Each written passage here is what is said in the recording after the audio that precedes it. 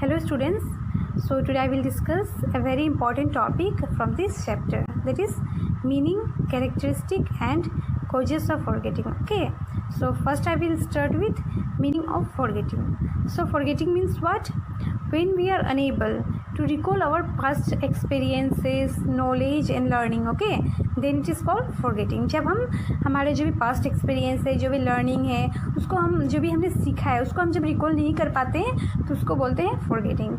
और बहुत सारे साइकोलॉजिस्ट हैं, उन्होंने बोला है कि फॉरगेटिंग एक फेस होती है जो ओकर होती है between retaining and remembering. Okay, और हम जो भी सीखते हैं ना, हमारे जो भी लर्निंग होती है, जो भी एक्सपीरियंसेस हम एक्वायर करते हैं थ्रू आउट आवर लाइफ, तो हमारे लिए पॉसिबल नहीं होती है कि हम उसको 100% रिमेंबर कर पाएँ. Okay, there are some of the things okay which are bound to be. So Sigmund Freud, okay, he was a great psychoanalyst. He regarded memory as a very essential condition for our good mental health. So Sigmund Freud उन्होंने बोला है कि forgetting हमारे mental condition के लिए, good mental health के लिए बहुत ज़रूरी होती है. और ये हमारी एक डिफेंस मैकेनिज्म है हमारी माइंड के लिए. क्यों? क्योंकि ये हमको हेल्प करती है भूलने के लिए हमारी जो भी सोरोस है, जो भी पेनफुल एक्सपीरियंस है हमारी लाइफ की, ताकि हम अपना नॉर्मल लाइफ को अच्छी तरह से लीड कर पाए. Okay, with our normal mental condition. Forgetting is also regarded as a condition of memory. Forgetting क्या है? एक कंडीशन है हमारी मेमोरी के लिए. क्यों? क्योंकि जो हमारी रिटेंटिव कैपेसिटी है, रिटेंटिव कैपेसिटी मतलब क्या? हमारी जो स्टोर करने की एबिलिटी होती है हमारी माइंड की, बहुत सारे वेरियस एक्सपीरियंसेस, लर्निंग, नॉलेज को हमारी माइंड में, उसको हम बोलते हैं रिटेंटिव कैपेसिटी. और ये हमारी मेमोरी के लिए बहुत ज़रूरी होती है, बहुत एसेंशियल होती है. क्यों? क्योंकि ये इनहेरिटेड एबिलिटी है और वो लिमिटेड होती है.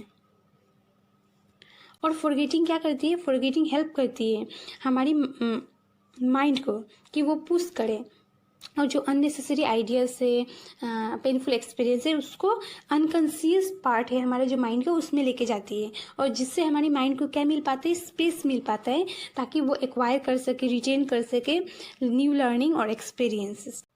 सो now we will discuss some definitions of forgetting. Okay, so the first one is James Drever. Okay, James Drever ने क्या बोला कि फॉरगेटिंग अकॉर्डिंग टू हिम क्या होती है?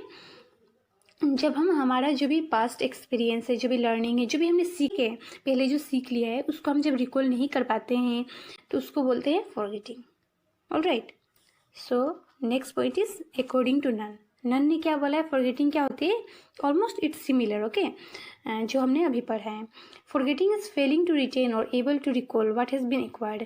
मतलब हम जो भी हमने सीख लिया है, जो भी हमने रिटेन कर लिया है नॉलेज और एक्सपीरियंस, उसको हमारी माइंड में जब हमको ज़रूरत पड़ती है, जब हमको रिक्वायरमेंट होती है, तब हम उसको रिकॉल नहीं कर पाते हैं, तो उसको बोलते हैं फॉरगेटिंग. स्टूडेंट्स, अभी हम पढ़ेंगे कैरेक्टरिस्टिक्स ऑफ मेमोरी. कैरेक्टरिस्टिक को हम नेचर या फिर फीचर्स भी बोल सकते हैं. Okay, so the first point is forgetting is an unavoidable mental phenomena. Inability to recall और remember what has been stored in mind is called forgetting. मतलब हम जो भी लर्निंग, जो भी एक्सपीरियंस या फिर जो भी नॉलेज जो हमने एक्वायर की है फ्रॉम आवर एक्सटर्नल वर्ल्ड, उसको हम अपने माइंड में स्टोर करके रखते हैं. क्यों? ताकि हमको फ्यूचर में कभी ज़रूरत पड़े तो हम उसको रिकॉल कर पाए. लेकिन जब हम इसको रिकॉल नहीं कर पाते हैं, जब हमको उसकी ज़रूरत पड़ती है, रिकॉल करने की ज़रूरत पड़ती है, लेकिन हम उसको रिकॉल नहीं कर पाते, तो उसको बोलते हैं forgetting. Now let's move to the second point. So forgetting through unwanted is essential. Forgetting हम तो कोई भी नहीं चाहते हैं ना, जो भी हम सीखते हैं हम तो नहीं चाहते हैं कि उसको भूले, राइट? लेकिन हम भूल जाते हैं, और ये भूलना हमारे लिए बहुत एसेंशियल होती है. क्यों? क्योंकि ये इनडायरेक्टली हमको हेल्प करती है लर्निंग, न्यू लर्निंग और एक्सपीरियंस को एक्वायर करने के लिए. ठीक है, so the next point is it is natural mental condition which acts as a defence mechanism for our mind. तो फॉरगेटिंग क्या करती है? फॉरगेटिंग ये डिफेंस मैकेनिज्म है हमारी माइंड के. ठीक है, और ये हमको हेल्प करती है कि हमारे जो भी पेनफुल एक्सपीरियंस है, जो भी अननेसेसरी है हमारी लाइफ की, उसको हम भूल पाए और हमारा जो लाइफ को, नॉर्मल लाइफ को अच्छी तरह से उसको लीड कर पाए. ठीक है, with our good mental health. So the next point is forgetting is often called judicious forgetting. हम फॉरगेटिंग को जनरली जुडिशियस फॉरगेटिंग बोलते हैं। क्यों इसको ऐसा बोलते हैं? क्योंकि ये हमको हेल्प करती है रिमूव करने के लिए, भूलने के लिए जो भी हमारा नेसेसरी थिंग्स है, अननेसेसरी एक्सपीरियंस है हमारी लाइफ की, उसको भूलने के लिए। और ये हमारे माइंड को स्पेस देती है कि हम न्यू एक्सपीरियंस, न्यू लर्निंग को रिटेन कर पाएँ। ठीक है।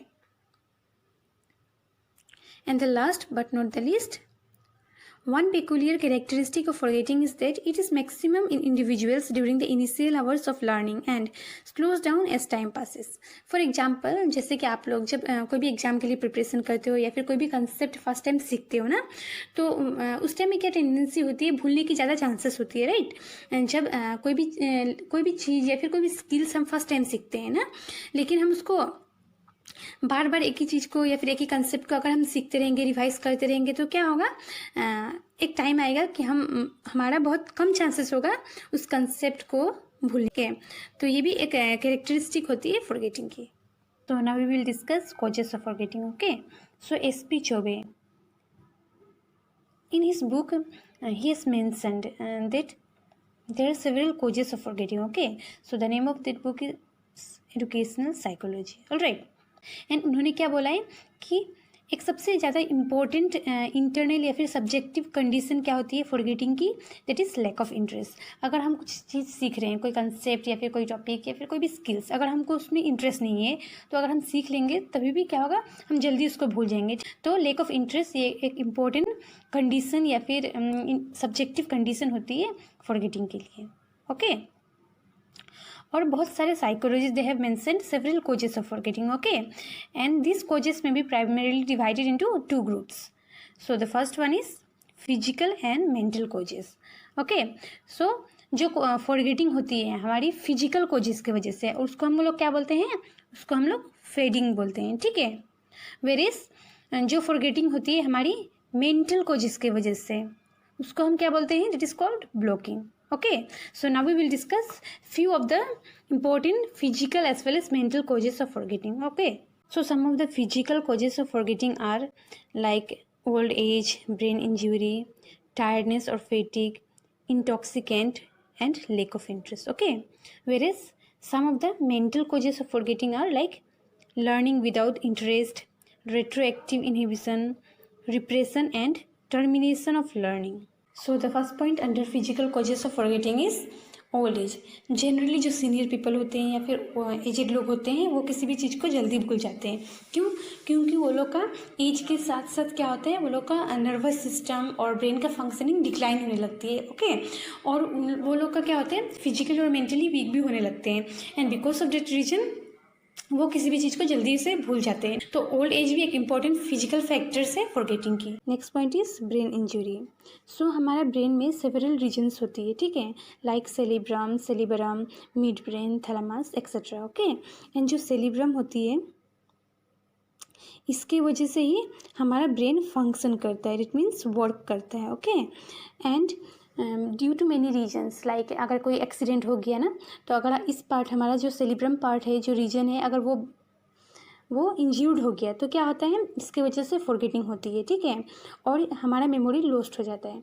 और ये मेमोरी लॉस लॉन्ग लास्टिंग भी हो सकती है या फिर टेम्प्रेरी। तो ब्रेन इंजरी एक इम्पॉर्टेंट कोजेस है, फिजिकल कोजेस है हमारी फॉरगेटिंग के लिए।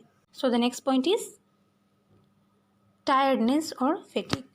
तो फॉर एग्जांपल जैसे कि हम किसी भी काम को कंटिन्यूसली 5 आवर्स 6-7 आवर्स तक कर रहे हैं, ठीक है, विदाउट एनी गैप, तो उस टाइम में क्या होती है, हमारे माइंड या फिर नर्वस सिस्टम जो होती है वो टायर्ड बहुत हो जाती है और वीक हो जाती है। एंड इस सिचुएशन में ज़्यादातर फॉरगेटिंग होती है। तो टायर्डनेस या फिर फेटिग ये भी इंपॉर्टेंट कोज होती है फॉरगेटिंग के लिए।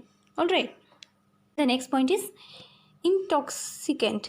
जैसे कि इंटॉक्सिकेटिंग ड्रग्स, ठीक है, अगर कोई कंज्यूम करेगा रेगुलरली, हाँ, लाइक ड्रग्स, एल्कोहल, जैसे कि टोबैको, ये सब अगर कंज्यूम करेगा कंटिन्यूसली, तो इससे क्या होता है, एडल्ट या फिर यंग बॉयज़ एंड गर्ल्स में फॉरगेटिंग ज़्यादातर होती है। ठीक है, और ये हार्मफुल ड्रग्स होती है जो हमारी फॉरगेटिंग को बढ़ा देती है और इससे हम ज़्यादातर भूल पाते हैं and this is not good for our memory. All right, so ऐसा इंटॉक्सिकेटिंग थिंग्स को हमको नहीं अवॉइड करना चाहिए, हमको नहीं लेनी चाहिए, ठीक है।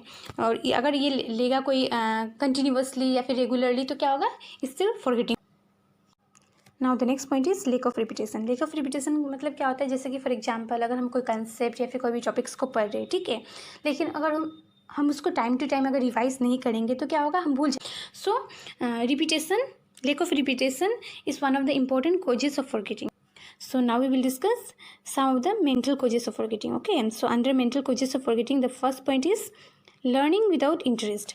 अगर हम फॉर एग्जांपल कोई भी सब्जेक्ट पढ़ रहे हैं, ठीक है, या फिर कोई भी टॉपिक्स या फिर कोई भी कंसेप्ट, लेकिन उस पर्टिकुलर सब्जेक्ट में अगर हमको ज़्यादा इंटरेस्ट नहीं है तो क्या होगा, हम अगर उसको पढ़ भी लेंगे तो हम जल्दी से जल्दी भूल जाएंगे, ठीक है। इसीलिए लर्निंग विदाउट इंटरेस्ट ये एक इंपॉर्टेंट कोजेस होती है, मेंटल कोजेस होती है फॉरगेटिंग के लिए। So the next point is retroactive inhibition. So retroactive inhibition is type of a mental blocking, ठीक है, ये एक mental blocking होती है और बेसिकली ये कब होती है, जब हम दो सब्जेक्ट्स पढ़ते हैं, ठीक है, बिना कोई गैप के, ठीक है। जैसे कि फॉर एग्जांपल अगर हम एजुकेशन सब्जेक्ट है और एजुकेशन सब्जेक्ट पढ़ने के इमीडिएटली बाद हम क्या पढ़ेंगे, सोशियोलॉजी अगर पढ़ रहे हैं, तो ये दो सब्जेक्ट के बीच में क्या हो जाती है, इसको एक मेंटल ब्लॉकिंग एराइज हो जाती है, ठीक है, हमारे माइंड में, उसको बोलते हैं रेट्रोएक्टिव इनहिबिशन। तो क्या होगा बेसिकली, जैसे कि कोई पर्सन, ठीक है, अगर फर्स्ट एक्सपीरियंस, उसका फर्स्ट एक्सपीरियंस क्या होगा, जैसे कि एजुकेशन सब्जेक्ट, ठीक है, तो उसके इमीडिएटली बाद उसने अगर सोशियोलॉजी पढ़ा तो वो उसका सेकेंड एक्सपीरियंस होगा, ठीक है। तो ये सेकेंड एक्सपीरियंस क्या कर देगा, जब वो रिकॉल करेगा वो पहला एक्सपीरियंस, ठीक है, that is about his education subject जो भी उसने पढ़ा है, तो क्या होगा, वो सेकेंड जो एक्सपीरियंस है उसको एक शेडो क्रिएट, एक मेंटल ब्लॉकिंग कर देगा, जिसके वजह से वो पहला वाला एक्सपीरियंस को रिकॉल नहीं कर पाएगा, ठीक है। और इसको हम बोलते हैं रेट्रोएक्टिव इनहिबिशन और ये एक इंपॉर्टेंट कोजेस होती है, मेंटल कोजेस होती है forgetting. Next point is repression. So repression का means what, that means keeping down something by force, मतलब हम किसी भी चीज़ को फोर्सफुली अगर रखते हैं तो उसको बोलते हैं रिप्रेशन। जैसे कि अगर साइकोलॉजिकल टर्म्स में अगर हम बोलेंगे तो इसका मतलब क्या होता है, कोई भी हम लोग का जो अनफुलफिल्ड डिजायर्स होती है माइंड की या फिर अनप्लेजेंट एक्सपीरियंस होती है हमारी लाइफ की, ठीक है, तो इसको फोर्सफुली या फिर वॉलेंट्रीली पुश करके रखता है हमारी अनकॉन्शियस लेवल ऑफ माइंड में, ठीक है, हमारे जो माइंड का अनकॉन्शियस लेवल है, अनकॉन्शियस लेवल में उसको पुश करके रखता है, ठीक है, जो भी हमारा अनप्लेजेंट एक्सपीरियंस है या फिर अनफुलफिल्ड डिजायर्स है हमारी, ठीक है। और इसके वजह से क्या होती है, ये रिप्रेशन की वजह से क्या होती है, वॉलेंट्री फॉरगेटिंग होती है। So repression is also one of the important mental causes of forgetting. Now the next point is termination of learning. Termination of learning क्या होती है, जैसे कि फॉर एग्जांपल आप लोगों ने कोई सब्जेक्ट पढ़ लिया है इन क्लास 5 या फिर क्लास 6 या फिर कंप्यूटर चलाने सीख लिया है 5-6 में, ठीक है, और उसके बाद बहुत 5-6 ईयर्स का गैप हो गया है और आप लोग ने कभी वो सब्जेक्ट को या फिर कंप्यूटर चलाने को चलाया नहीं है, तो उसको कम्प्लीटली छोड़ने की वजह से क्या हो पाएगा, आप भूल जाओगे ना क्या आपने पढ़ा है, कैसे आपने सीखा है। तो कोई भी स्किल्स, कोई भी लर्निंग अगर हम उसको कम्प्लीटली छोड़ देंगे, टर्मिनेट कर देंगे for a longer period of time, तो फॉरगेटिंग हो गया। सो this is termination of learning is one of the important mental causes of forgetting. This is all about today's class. Thank you.